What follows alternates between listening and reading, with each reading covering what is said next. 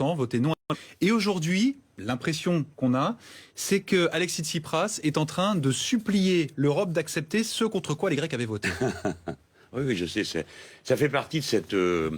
comment je peux appeler ça? Cette bataille de communication qui accumule des contre-vérités proférées à longueur de journée. Par exemple, M. Wörth dit les Grecs ont une retraite supérieure aux Allemands. M. Wörth est un menteur.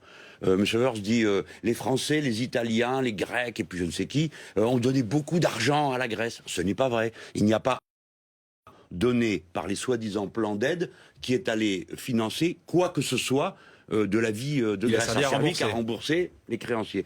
Donc, si vous voulez, quand on fait comme ça, on rend la situation incompréhensible. Là, depuis 3 jours, c'est Monsieur Tsipras qui avait fait voter non, maintenant vient... Ce n'est pas vrai. Ce n'est pas vrai. Il a fait voter sur un texte, celui du 26 juin. Les Grecs ont voté non, et il revient avec sa proposition antérieure. Et en quoi est-elle très importante? C'est ça qu'il faut essayer de comprendre. C'est que le 26 juin, pardon pour nos auditeurs, mais il faut mettre des dates et des moments. Le 26 juin, on a dit aux Grecs, eh ben voilà, va vous prêter encore 15 milliards d'ici à novembre prochain. Imaginez-vous ce que c'est que gérer un pays de 6 mois en 6 mois. Et tous les mois, on vérifiera ce que vous faites.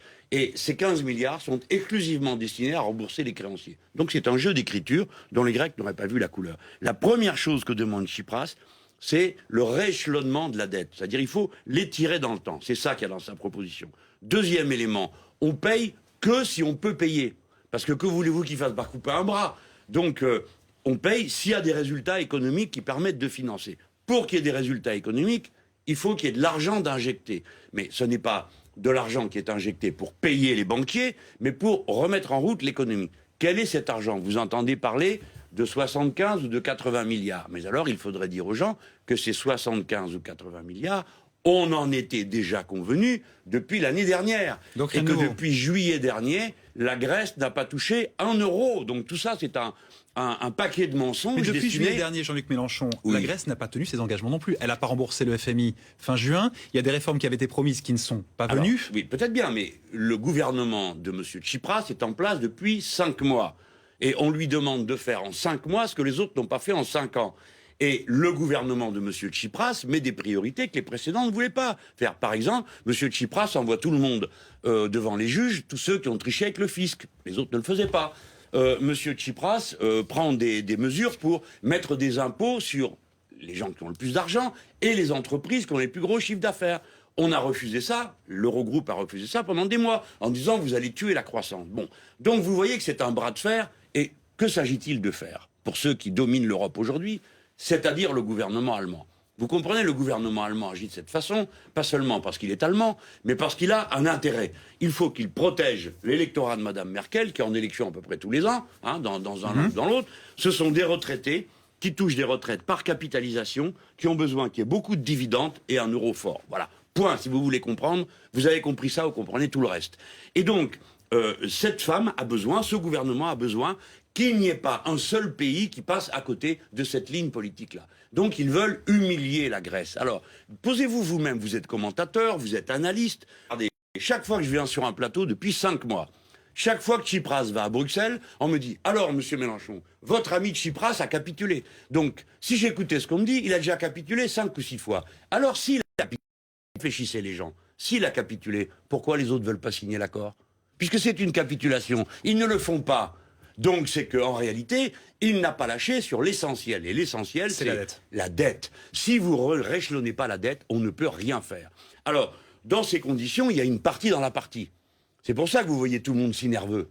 C'est qu'à l'occasion de cette affaire, tout d'un coup éclate le fait qu'il y a au fond 2 Europes.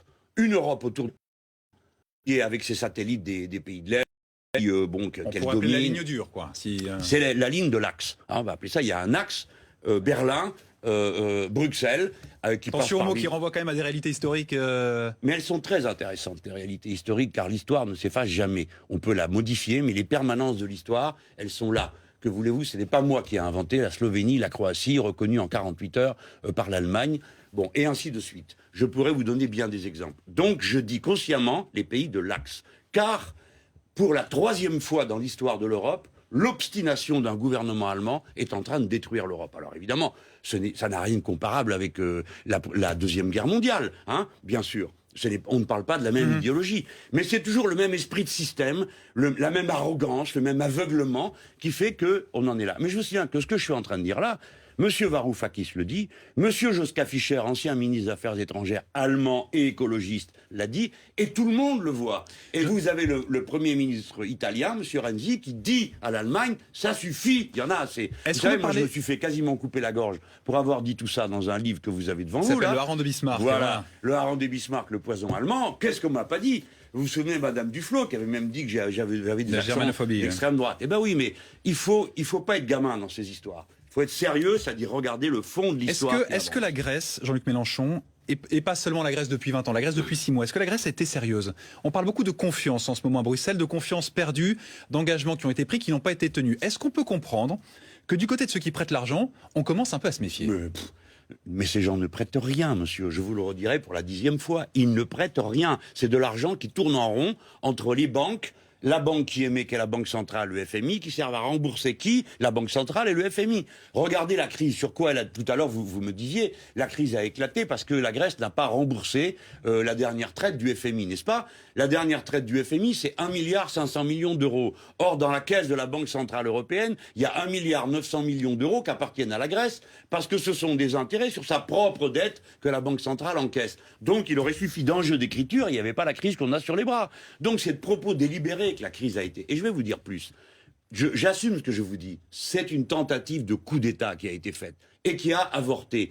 Parce que les puissants de l'Europe... De prise de contrôle d'un pays pour le par l'étranger. Sûr, pour fiche dehors M. Tsipras et qu'on en revienne à ce qu'a dit M. Martin Schulz, président du Parlement européen. Ils payent leur vote Syriza, les Grecs, en ce moment. Pardon? Ils payent leur vote Syriza. Mais jamais de la vie. Ils ont été tabassés, ils ont tout fait. Ils ont eu un gouvernement de droite. M. Sarkozy, qui fait le malin, il va à une réunion du Parti populaire européen. Eh ben, il va trouver dans la salle celui qui a dirigé la Grèce jusqu'à Tsipras. Il était membre de son propre parti. Bon, Monsieur Samaras. Donc tous ces gens-là connaissent ce dossier. Ils ont voulu faire un exemple parce que la situation s'aggravait. Comment? Un gouvernement de gauche, pour la première fois, qui rompt avec l'austérité. Dans un pays, ils ne peuvent pas supporter ça, sinon ils se le ramassent demain en Espagne, en Portugal et en France. Parce que Monsieur Varoufakis l'a dit, les Allemands, le gouvernement allemand a les yeux sur la France. Parce que la France est 2000 milliards de dettes et que le gouvernement allemand essaye de nous faire passer à la casserole à intervalles réguliers par le biais de la Commission. J'espère que ce que je dis n'est pas trop complexe, mais c'est ça la vérité. La vérité, c'est celle-là. Et ce qui se joue, c'est aussi, il y a deux parties, que vont devenir les gouvernements de gauche en Europe. C'est pourquoi je soutiens M. Tsipras et je lui fais confiance pour évaluer la situation. Et deuxièmement, il s'agit de ma patrie, la France.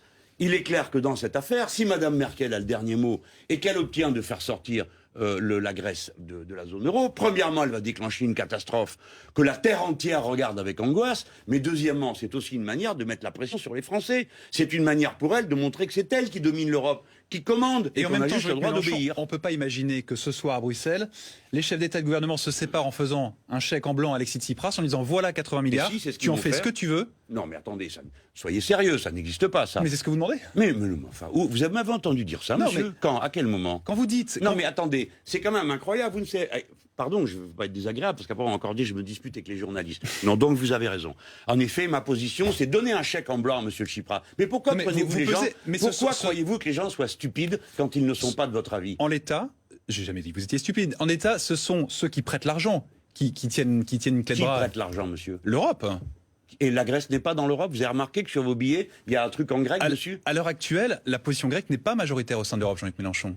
Qu'est-ce qui peut se passer alors ce soir? Écoutez, vous passez d'un sujet à l'autre. Vous me dites nous demandons des chèques en blanc. Personne n'a demandé de chèques en blanc. Alors qu'est-ce que vous c'est la dette ce soir que vous voulez? La position de Tsipras et des Grecs, c'est pas la mienne. Moi, si je gouvernais la France, je serais à la tête d'un pays qui pèse 18% de l'économie européenne.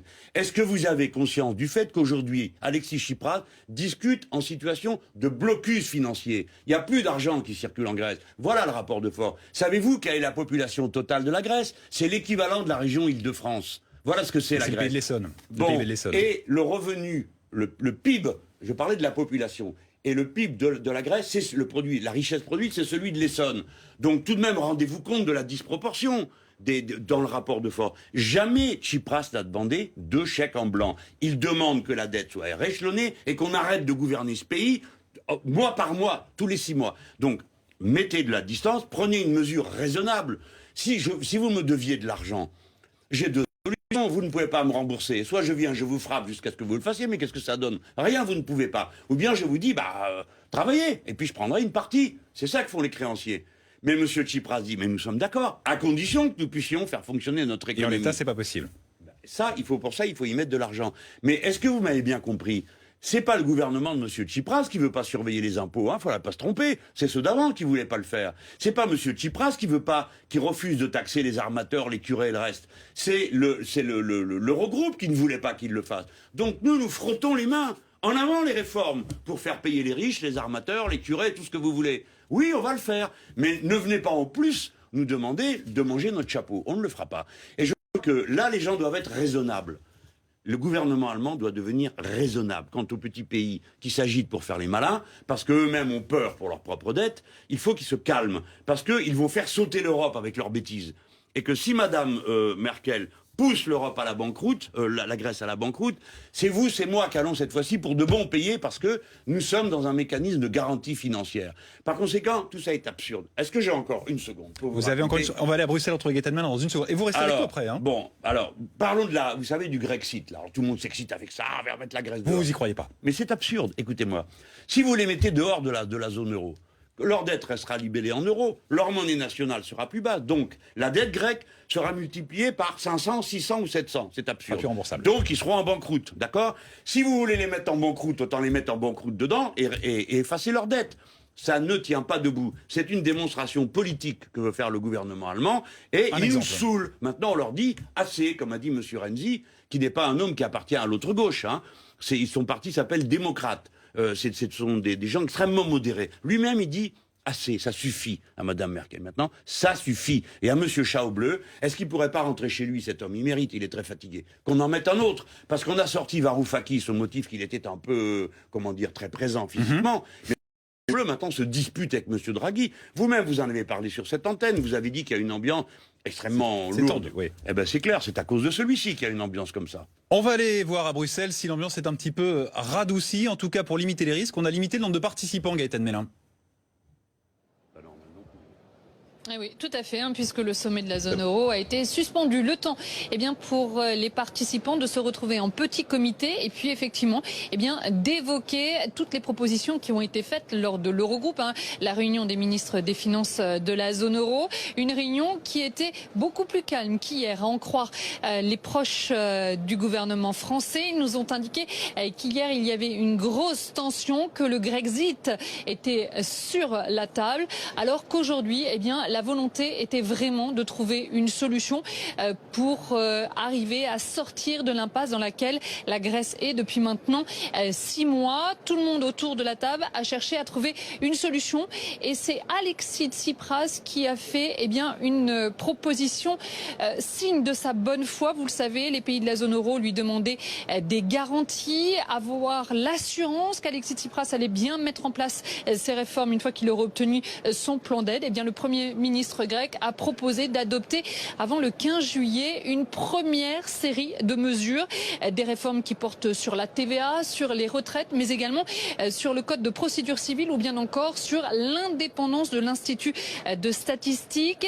C'est en tout cas une preuve pour Michel Sapin qu'Alexis Tsipras veut vraiment rester au sein de la zone euro et qu'il a compris aussi l'exigence des pays de la zone euro qui ne voulaient plus venir en aide à la Grèce. Gaëtan Mélin à Bruxelles. Jean-Luc Mélenchon, j'ai une image à vous montrer, ça se passe en ce moment du côté d'Athènes. On est devant le Parlement et il y a des militants de gauche qui ont été rejoints par des anarchistes qui sont là. Alors c'est un petit peu en bas de l'écran, on ne le voit pas tellement, voilà, on le voit mieux. Ils sont là pour dire qu'ils ne veulent pas de l'accord qu'est en train de négocier Alexis Tsipras à Bruxelles. Ils se trompent, selon vous?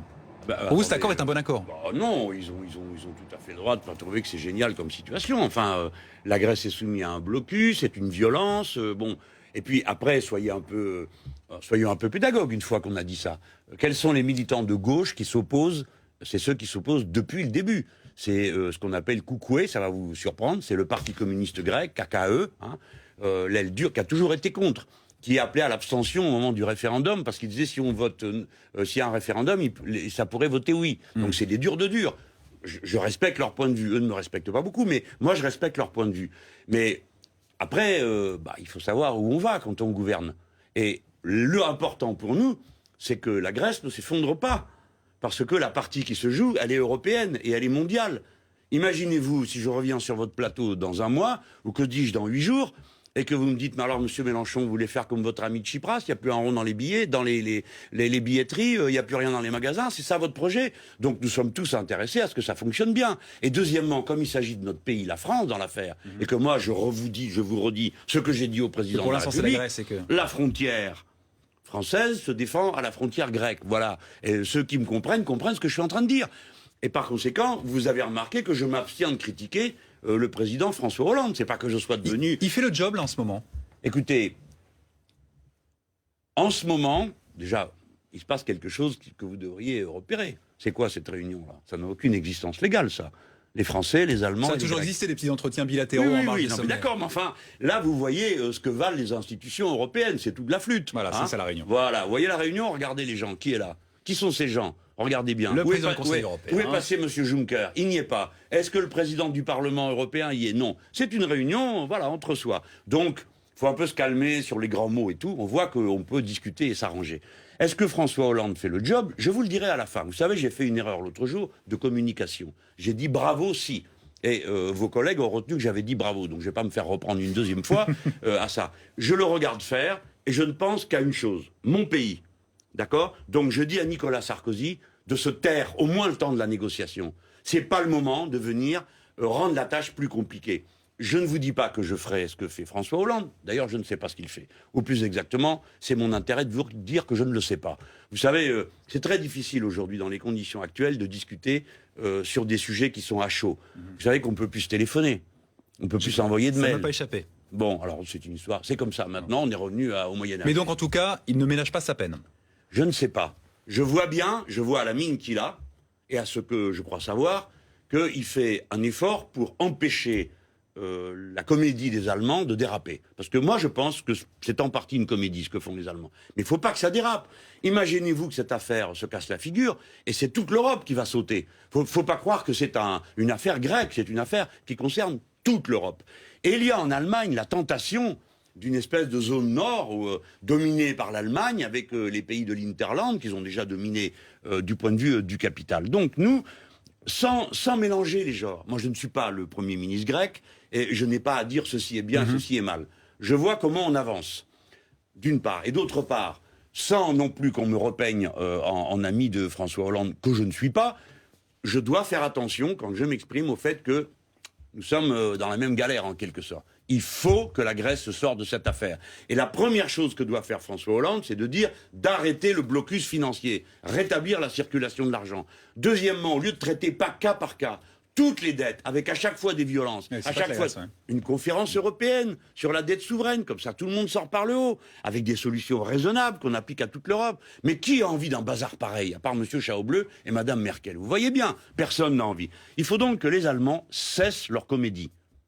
Merci Jean-Luc Mélenchon d'avoir été avec nous. Je rappelle le titre de votre ouvrage, Le Hareng de Bismarck. On est en plein dans l'actualité.